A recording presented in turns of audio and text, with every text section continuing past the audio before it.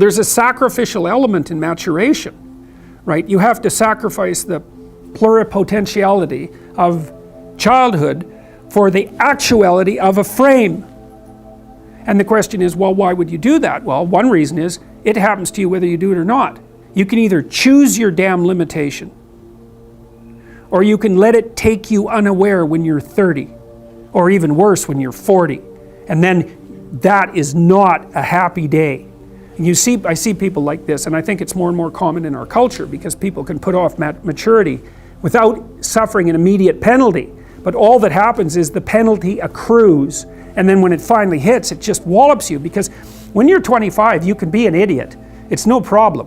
Even when you're out in a job search, it's like, well, you don't have any experience and you're kind of clueless. It's, yeah, you're young, it's no problem. That's what young people are like, but they're full of potential. Okay, well, now you're the same person at 30. It's like people aren't so thrilled about you at that point. It's like, what the hell have you been doing for the last 10 years? Well, I'm just as clueless as I was when I was 22. It's, yeah, but you're not 22. You're an old infant, right? And that's an ugly thing, an old infant. So, part of the reason you choose your damn sacrifice, because the sacrifice is inevitable, but at least you get to choose it. And then there's something that's even more complex than that in some sense, is that the problem with being a child is that all you are is potential, and it's really low resolution. You could be anything, but you're not anything. So then you go and you adopt an apprenticeship, roughly speaking, and then you become something. And when you're something, that makes the world open up to you again. Like if you're a really good plumber, then you end up being far more than a plumber, right? You end up being a good employer. Not that plumbers, I'm not putting plumbers down. It's like more power to plumbers. They've saved more lives than doctors. So, hygiene, right? So, if you're a really good plumber, well, then you have some employees, you run a business, you train some other people, you enlarge their lives, you're kind of a pillar of the community, you have your family. Once you pass through that narrow training period, which narrows you and constricts you and develops you at the same time, then you can come out the other end with a bunch of new possibility at hand. And Jung talked about that. He thought that part of the proper path of development in the last half of life was to rediscover the child that you left behind as you were apprenticing.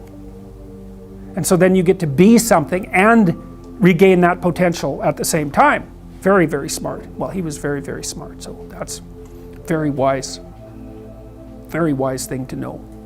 So, yep. Sacrifice. We'll talk more about that too. You get to pick your damn sacrifice. That's all. You don't get to not make one. You're sacrificial whether you want to be or not. That's a good thing to know as well. So even though it's rather, it's a rough thing to figure out.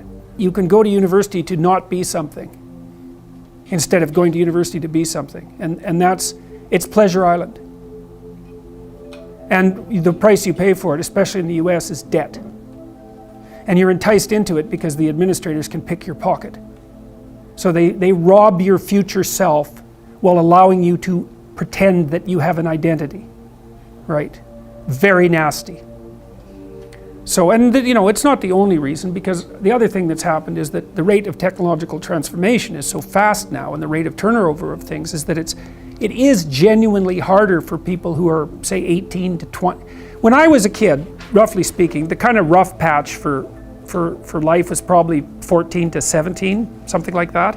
Now I think it's 18 to 25, something like that. And I think the reason for that is that all the jobs that the bloody hippies complained about being doomed to in the 1960s have now disappeared. Their problem was, oh my God, I'm going to have to work for a corporation and get a salary for the rest of my life, and then I'll just end up in it with a pension and that'll be my whole life. It's like, well, it seems like a lot better deal than an endless round of part-time Starbucks jobs. So, some of it is that. There's a space now in our culture that is lacking for people to make that transformation from adolescence into adulthood. And so it's the cost of that is forestalled. It's not a good thing. It's not a good thing. Well, there's a couple of problems with the degrees, is that everyone has one. That's the first one. Because scarcity matters, obviously. The second thing is that the match between the degree and the workplace has become less and less self-evident. You know, what should happen when you go to university is you should learn how to think and formulate arguments. You should learn to think, speak, and write. That's what the humanities are for. They're to make you dangerous, right? Because if you can think and speak and write, you're deadly. In a complex job, you're exactly what's necessary. But if you don't have that, it's like, what the hell good is the degree? So, I mean, degree in English literature doesn't prepare you for a job. It could make you think, write, and speak, which prepares you for any complex job, and that's what's supposed to happen. But increasingly, I think that doesn't happen. And the employers are waking up to this very rapidly. So, and they've already known that for most complex positions, they have to train their people.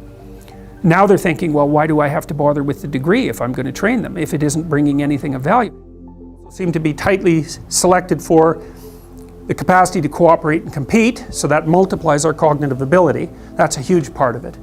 And then we also seem to have constructed ourselves, so to speak, through sexual choice into these general purpose problem solving creatures. And so we've internalized some of the Darwinian process. So you think, well, most animals will produce variants of themselves physically, and then most of those variants die.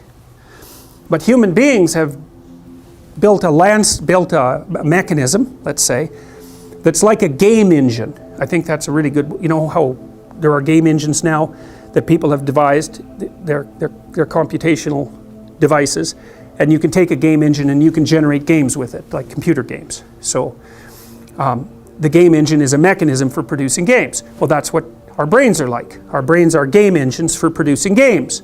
And so what happens is that when you think, you produce an avatar of yourself, you produce a fictional world that avatar inhabits, and maybe you produce multiple fictional worlds and multiple avatars. That's the you that could be tomorrow, which is what you're doing when you're planning.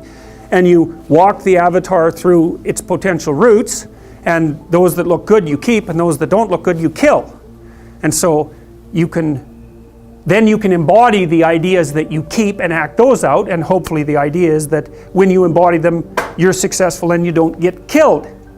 And so when we've been selecting each other for cognitive prowess, we've been selecting ourselves for the ability to generate avatars out of ourselves and kill them instead of dying.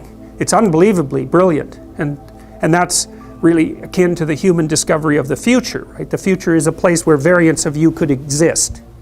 It's something like that. And other animals don't seem to be able to do that. So we're very sneaky, and well, so far it doesn't seem to be working too badly, although we haven't been around for very long, right? I mean, human beings of our particular subspecies, about 150,000 years, something like that, which is, from an evolutionary time frame, it's nothing.